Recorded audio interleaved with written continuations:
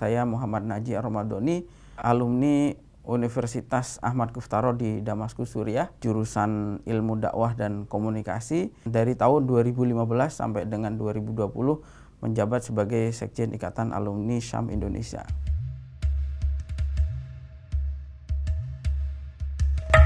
Ketika kita mendengar Suriah, mungkin yang langsung terlintas di dalam pikiran kita adalah Suriah adalah negara konflik, Suriah adalah negara perang, Suriah adalah negara yang saat ini berada di ambang kehancuran. Secara kebetulan memang tidak sengaja waktu berangkat dari Jakarta ke Suriah tahun 2009, kemudian Maret 2011 pecah konflik Suriah, dan kemudian saya mengalami konflik ini selama beberapa tahun. Kalau kita melihat konflik ini, memang ini adalah konflik yang betul-betul tragis dan merupakan salah satu tragedi yang saya kira tragedi kemanusiaan yang terburuk di abad 21 ini.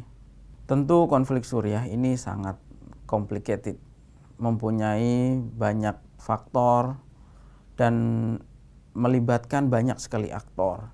Dari mulai aktor global, aktor regional, sampai dengan aktor lokal.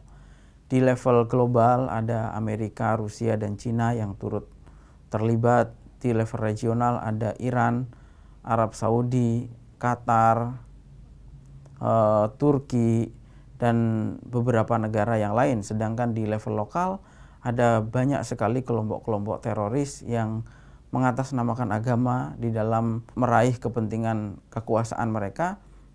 Di antaranya adalah ISIS, Jabhatun Nusroh, Jaisul Islam, Ahfadur Rasul, kelompok Liwa Tauhid, dan seterusnya. Dalam kesempatan kali ini saya ingin memberikan titik tekan terhadap persoalan radikalisme mengatasnamakan agama dalam konflik di Suriah. Konflik di Suriah ini tidak lepas dari peran destruktif penggunaan agama, narasi-narasi keagamaan untuk kepentingan politik. Di antaranya adalah politisasi masjid, politisasi mimbar khutbah Jumat, dan kemudian juga politisasi ayat, hadis, dan serta simbol-simbol agama lainnya. Para pemirsa Voi.id, saya kira beberapa hal yang patut dijadikan pelajaran dari konflik Timur Tengah ini sangat banyak. Karena sejak saya pulang dari Suriah, saya melihat ada banyak sekali kemiripan pola antara apa yang terjadi di Suriah pada awal konflik dan yang terjadi di negara kita beberapa tahun belakangan. Misalnya adalah yang pertama adalah politisasi agama. Jika ada kemiripan pola antara Suriah dan Indonesia, sebetulnya kita tidak perlu heran. Kenapa? Karena kita sebetulnya juga mempunyai kelompok yang mempunyai tantangan yang sama dengan Suriah. Karena kelompok yang menghancurkan Suriah ini adalah kelompok-kelompok transnasional yang jaringannya juga ada di Indonesia. Misalnya adalah kelompok ISIS, di mana di Indonesia, ISIS di Indonesia ini JAD, ya, Jamaah Ansarud Daulah. Kemudian kalau di Timur Tengah ada Al-Qaeda, di Indonesia juga ada Jamaah Islamiyah, JI.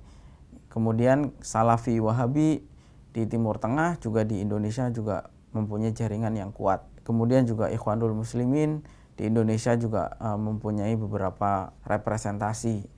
Serta juga tidak lupa tentu aja Hizbut Tahrir, di mana di Timur Tengah ada Hizbut Tahrir, di Indonesia ada Hizbut Tahrir Indonesia. Saya melihat antara radikalisme dan di Suriah dan di Indonesia ini begitu dekat, karena mempunyai pola-pola yang bahkan di level teknisnya seringkali mempunyai kemiripan. Kalau kita merujuk pada awal konflik di Suriah, itu juga demonstrasi pertama kali juga dilakukan di hari Jumat di Masjid Umayyah di Damaskus, Suriah. Kalau di dan kita bisa merefleksikan kembali berapa banyak Masjid Istiqlal itu digunakan sebagai apel untuk demonstrasi. Bahkan dalam hal slogan, ya. Karena dulu waktu di Suriah, karena setiap hari Jumat itu bisa dipastikan ada demonstrasi, mereka mengusung tema-tema itu yang bermacam-macam. hampir setiap Jumat ini ada temanya sendiri.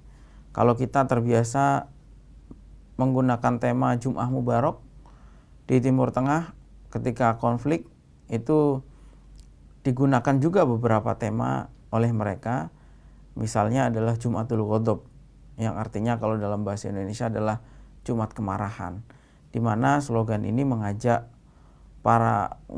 umat, mengajak masyarakat untuk meluapkan kemarahannya pada hari tersebut, ya. Padahal sebagaimana kita tahu, ajakan Nabi justru adalah untuk menahan emosi, bukan untuk meluapkan emosi. Tetapi mereka dengan slogan Jumatul Ghadabnya itu justru mengajak umat untuk meluapkan emosinya. Kalau kita lihat, itu juga pola yang pernah dilakukan di Jakarta. Pola yang sama ketika beberapa kelompok juga meneriakkan Jumat Kemarahan. Itu kan terjemahan dari Jumatul Ghadab sebetulnya, di mana mereka mengajak untuk melempar jumrah istana. Maksudnya adalah melempari batu ketika tuntutan hukum mereka belum segera diproses oleh pemerintah. Hal yang saya kira secara teknis juga mirip adalah penggunaan narasi keturunan Rasulullah. Kita melihat akhir-akhir ini banyak anak-anak muda yang dalam dakwahnya menggunakan caci maki, menggunakan serangan terhadap tokoh-tokoh, serangan terhadap organisasi massa, dan maupun perkumpulan-perkumpulan sesama muslim. Mereka di dalam melakukan aktivitas agitasi yang mereka sebut dakwah itu, mereka seraya mengatakan bahwa mereka adalah keturunan Rasulullah. Ketika saya melihat fenomena tersebut, saya sebetulnya tidak terlalu heran. Kenapa? Karena dulu di Timur Tengah, kelompok-kelompok teroris juga menggunakan narasi tersebut. Kalau kita membuka sejarah konflik Suriah, salah satu kelompok teroris yang terlibat di dalam konflik adalah kelompok teroris yang bernama Ahfadur Rasul. Ahfadur Rasul ini bahasa Arab yang ketika kita terjemahkan artinya adalah cucu-cucu Rasulullah.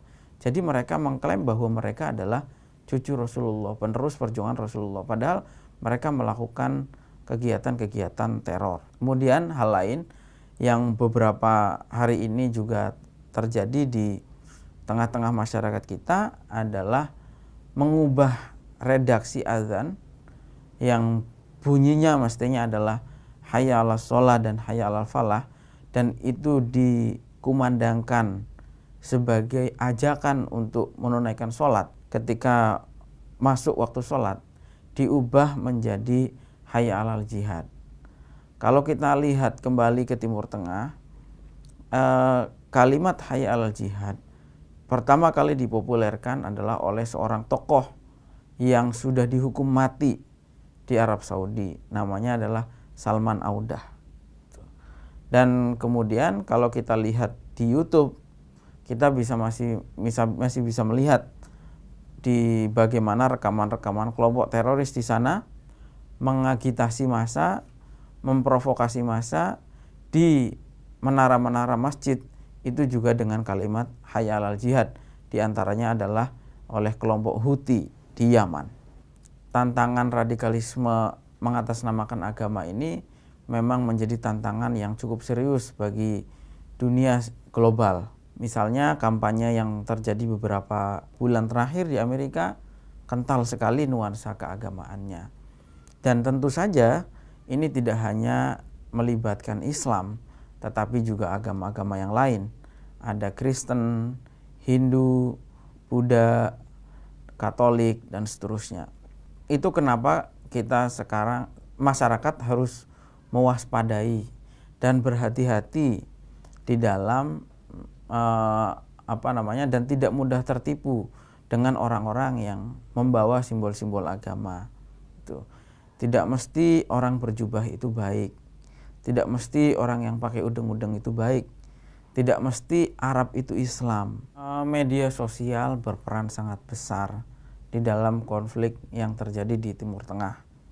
Bahkan itu mungkin Timur Tengah itu, Arab Spring itu adalah salah satu korban lah, mungkin salah satu korban awal dari propaganda yang dilakukan melalui media sosial. Kalau kita lihat misalnya di Tunisia ketika pertama kali terjadi demonstrasi besar-besaran, itu kan juga dipicu oleh konten yang viral dari seseorang penjual sayur yang membakar diri di depan kantor pemerintahan. Kemudian kontennya ini menyebar luas dan membangkitkan amarah masyarakat. Maka apa sebetulnya yang harus dijadikan pertimbangan? Menurut saya simpel, karena sebagaimana Nabi mengatakan bahwa ad-dinu yusrun, agama itu sebetulnya mudah. Untuk menentukan apakah ini agama atau politik, ini sebetulnya tidak sulit, karena Allah Subhanahu wa taala sendiri berfirman di dalam Al-Qur'an bahwa tujuan wa ma arsalnaka illa rahmatil alamin. Tujuan diutusnya nabi dan diturunkannya agama ini adalah sebagai rahmat bagi alam semesta. Maka ketika kita melihat suatu ucapan, kita melihat suatu tindakan, tinggal kita timbang saja apakah itu termasuk kategori yang rahmatan lil alamin atau tidak.